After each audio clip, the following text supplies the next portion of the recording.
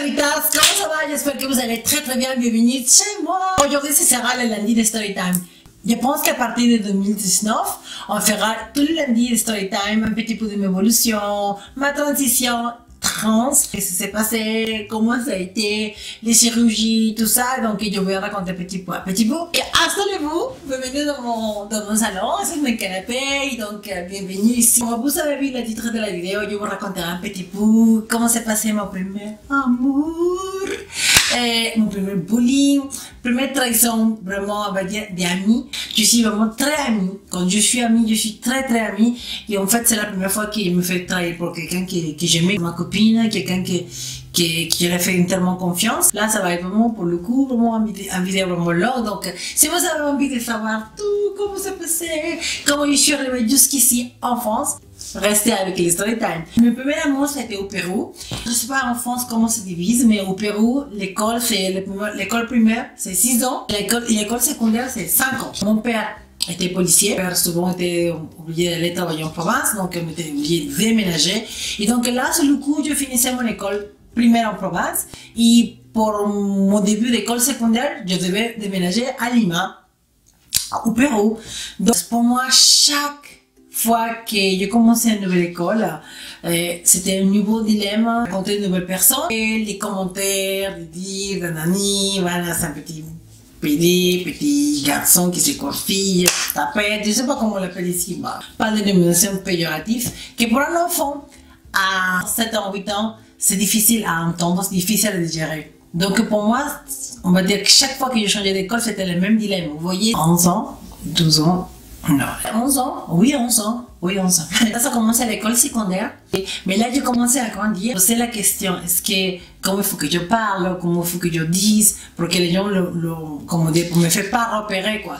Mais malheureusement, Charitas, moi, le moment dès que j'ouvre la bouche, tout le monde, ah, c'est quoi ça? J'arrive à l'école, le premier jour d'école, et voilà, la première impression pour moi c'était waouh, que personne ne le voit, mais à le moment que tout le monde faisait la présentation en face, je m'appelle tel âge, je viens de telle école, nanani, nanana, beaucoup d'eux se connaissaient déjà de l'école primaire. Au moment que je commence à parler, nanana, je m'appelle, il est, d'accord, il est ça.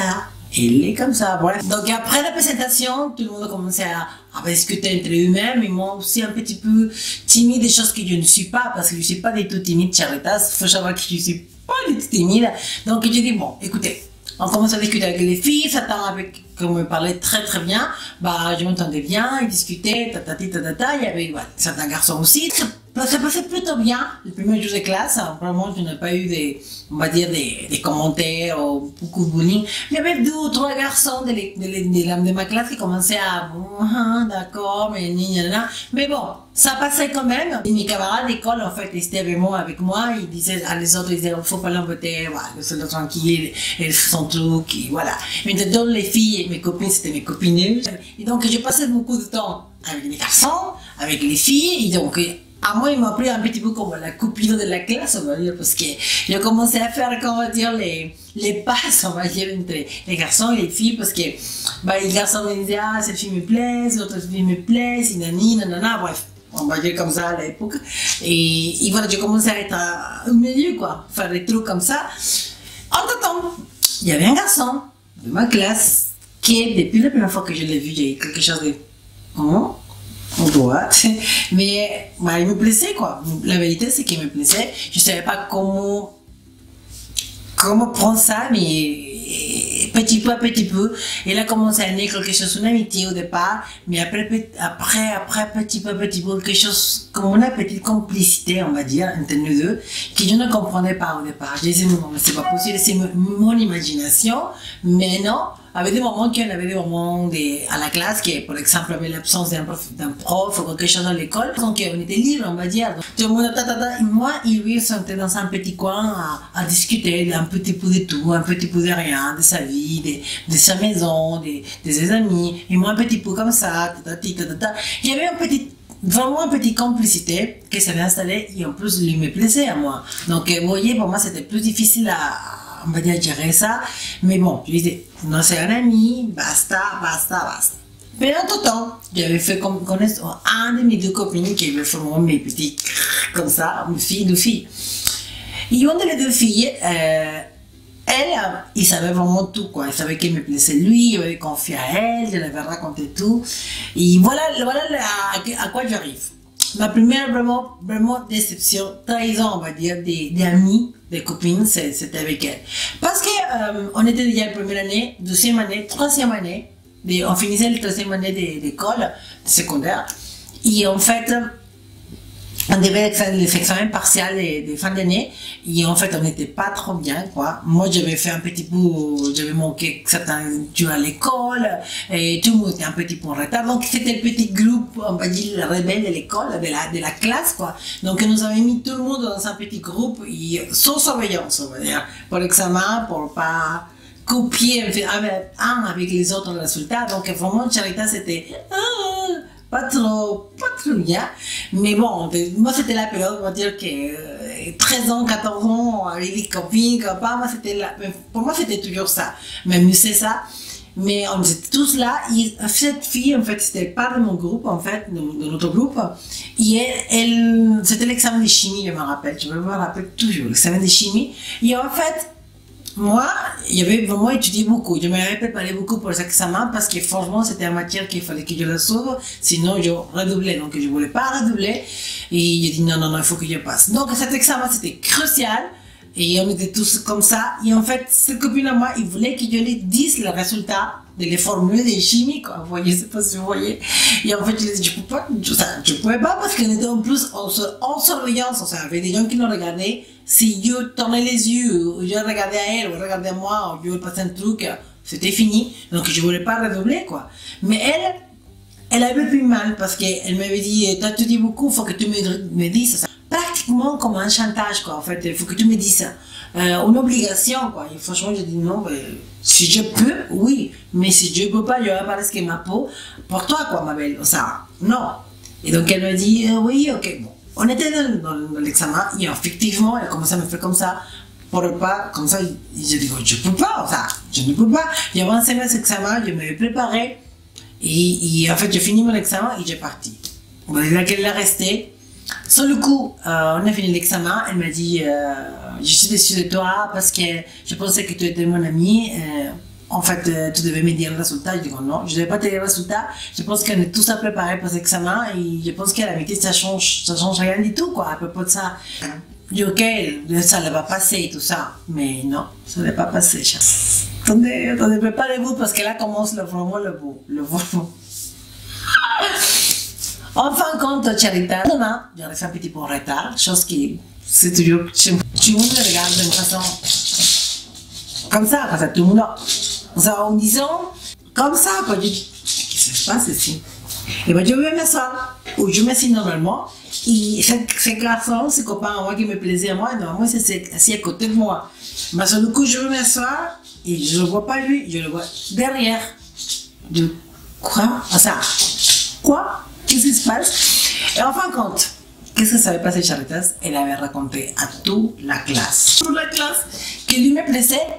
Elle avait dit, raconter à lui que lui me plaisait. En fait, en bon genre, raconter à tout le monde que j'étais amoureuse de lui, quoi. Et sur le coup, toute la classe, il a pris. Après, toute l'école l'a pris. Malgré tout que je n'avais fait rien du tout. Et il m'avait pris vraiment comme que, je sais pas, trahi la confiance de mes amis, quoi, de mon groupe, quoi. Je sais pas si vous pouvez voir. Et là, j'ai senti vraiment le bullying. Où je me suis dans mon coin, j'étais toute seule. Je me rappelle que j'avais deux copines, comme je vous avais dit. Celui-là qui m'a trahi, l'autre qui venait me voir après, au moment de récréation. Elle me dit, t'inquiète pas, moi, c'est pas grave si tout le monde te tend le dos, moi je tends pas le dos, t'es ma copine, tu peux compter sur moi, quoi. La trahison de cette fille, à moi, ça m'a mis à plat, quoi. Vraiment, il m'a mis à plat parce que j'ai senti un double échec, en fait. Trahison d'elle, qui c'était ma copine, et en plus, voir l'échec, comment dire, les refus de toute la classe, quoi. Contre moi, en fait, ça, je ne comprenais pas. Franchement, Charita, je ne comprenais pas, j'avais un mal au cœur vraiment terrible. Mais bon, après, je dis, bon, c'est tout. C'est part de ma vie et c'est mon choix. J'ai commencé vraiment à suivre mon cheval. Et c'est là que j'ai commencé à sentir vraiment que cette chambre, ça va être pas facile. Lui avait pris les choses comme que je l'avais trahi. Et une chose que c'était pas comme ça, mais je l'avais pris comme ça. Bref, on est pris un écart. Sur le coup, j'ai fini l'école. Je n'ai pas redoublé. Par contre, toute l'école était au courant, inclus les profs, de ma condition. En fait, on va dire des petits homos.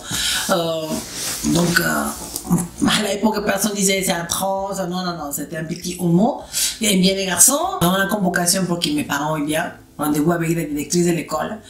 Ils ont le coup. Et le jour que ma mère vient avec moi, parce que ma mère me dit qu'est-ce que tu as fait là? Je n'ai rien fait. Si tu as fait quelque chose, à mon avis, je ne vais pas oublier cette scène. Parce qu'on arrive avec ma mère à l'école, il y avait un mur à l'entrée, blanc, dans lequel ils avaient tagué mon nom de famille en disant homosexuel.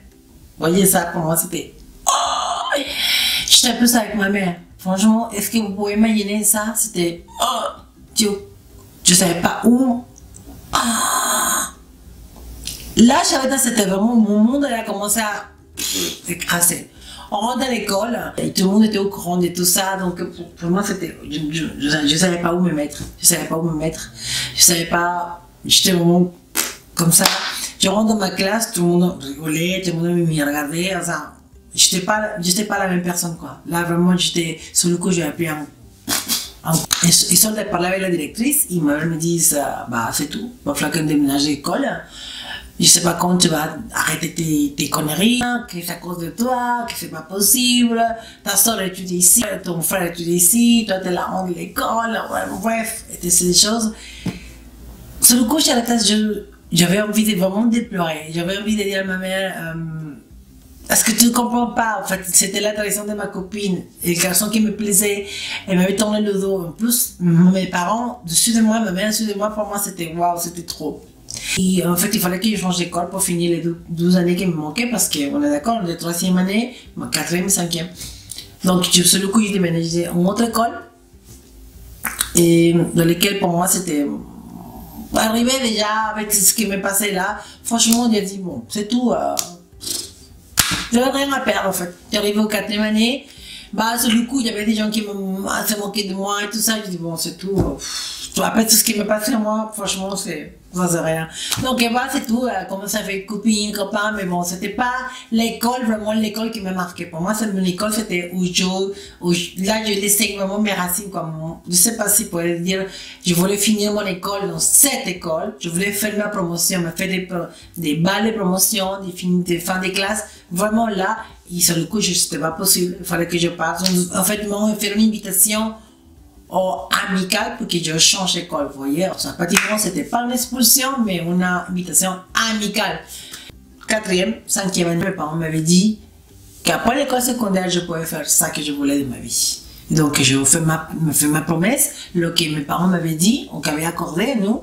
Donc, je dis, écoutez, j'ai fini mes 5e années de l'école secondaire, maintenant, je ne veux plus être la personne qui je dois être, on va dire. Vous voyez, je n'ai plus envie d'être le garçon que normalement je dois être. Parce que je ne me sens pas un garçon. Je n'ai jamais été un garçon, je ne me sens pas un garçon. Je me sens la fille, la Monica, Charita, c'est elle qui commence à sortir là, la personne que je voulais devenir, quoi.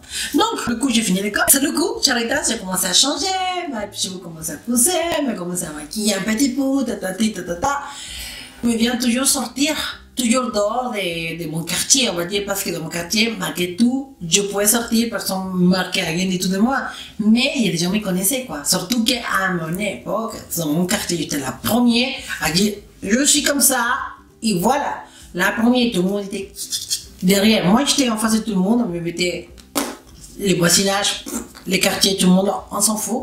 Moi, j'étais la première à m'habiller comme ça, sortir, et tout le monde, waouh, fait, vous voyez, et en fait, voilà, mais c'est pour ça le coup, je n'aimais pas sortir dans mon quartier, j'aimais sortir dans un autre quartier, personne ne me connaissait, avec mes copines, et donc sortir en mode de nuit, danser, avec les garçons, et tout ça, et personne ne savait qui j'étais, en fait, j'étais vraiment passée incognito, fille au Pérou, pour paraître une fille sans que personne ne remarque, c'est très compliqué, c'est pas facile. C'est malgré tout, moi, je sortais avec mes copines, en boîte de nuit, tout, sortait, dansait, rencontrait des mecs, tout ça, et franchement, j'aimais quoi, nickel, nickel.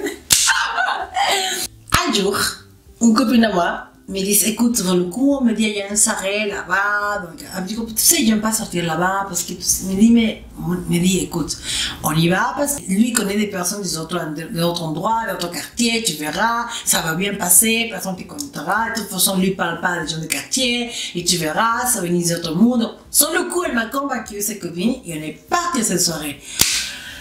Sur le coup, c'est vrai qu'on est arrivé avec des gens qui ne connaissaient pas. J'ai dit, oh cool, des mecs d'autres endroits, discuter et tout, ça faisait draguer un petit bout, vous voyez, drinky. Je sentais que quelqu'un me regardait. Je dis, non, c'est pas possible, je ne connais pas. Bon. Du coup, je sens quelqu'un qui me fait comme ça, il me dit, tiens, tu as envie de danser? J'ai dit, quoi? Quand tu arrêtes, je tournais la tête. J'ai dit,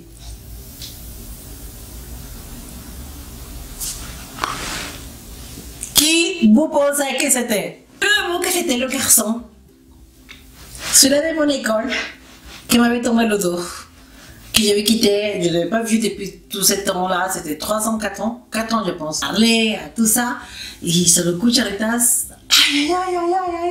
Donc ma copine, sur le coup, me dit, tu le connais d'où? Je te raconterai ça, ma belle, t'inquiète pas. Donc on a sorti, à discuter et tout, on commence à continuer à danser, puis t'es patata, la. Sur le coup, ça commence à passer la nuit. C'était un petit peu tard. Et ma copine me dit, je suis fatiguée, je veux rentrer, mais ta copine aussi. Donc eux, gentiment, nous a dit, on vous raccompagne les filles. Bon, ok. Son copain accompagne ma copine. Moi, avec lui. Lui me dit, je te raccompagne toi. Donc ok. Donc on est arrivé en bas de chez moi. Donc elle m'a appelé la musique, elle aime bien. Sur le coup, lui me dit, je pense que toi et moi on se connaissent. Je dis, oui, je pense, toi aussi, moi aussi, je pense qu'on se connaisse. Et donc il m'a pris la tête là, Charlotte, là. Sur le coup, Charlotte, je ne pouvais pas. Imaginez-moi. Mettez-vous un petit peu dans ma peau, Charlotte. Est-ce que vous avez senti ça, si vous avez passé ça? Mon rêve, le garçon qui me plaisait autant, l'amour, mon premier amour, m'invite à danser. En plus, Charlotte, qui m'embrasse. Pour moi, c'était trop. Je ne m'attendais pas cette nuit passer ça. Et franchement, cette nuit, c'est passé ça. Après, sur le coup, elle me dit, mes parents, ils ne sont pas là. Donc, je dis, si tout, on peut monter pour voir bref. Tout. Vous avez, si vous êtes des mineurs, état de l'état, bon, c'est des choses qui passent entre une fille et un garçon. En temps normal, je ne vais pas aller avec lui à faire ça, premier coup, non. Mais c'était tellement l'envie, moi, de savoir qui ça. Ça m'arrive qu'on m'a raconté ça. Non, mais bref, ok, Charlotte, je voulais vraiment savoir, quoi. Vous voulez savoir, quoi. Donc, je ne pouvais pas laisser passer cette opportunité, donc vous voyez, donc je voulais coucher avec lui, dormir avec lui, sentir dans ses bras, quoi. Donc, pour moi, c'était ouf. À le lendemain, quand on se réveille, tout s'est bien passé. La seule chose que je lui ai dit, je voulais te poser juste une question, je voulais que tu me répondes. Elle m'a dit oui. Bah, dis-moi seulement pourquoi, à cette époque-là, quand s'est passé tout ça, tu t'es éloigné de moi. Elle m'a dit, je vais te répondre, je sentais la même chose pour toi. Je sentis toujours ça pour toi, en fait.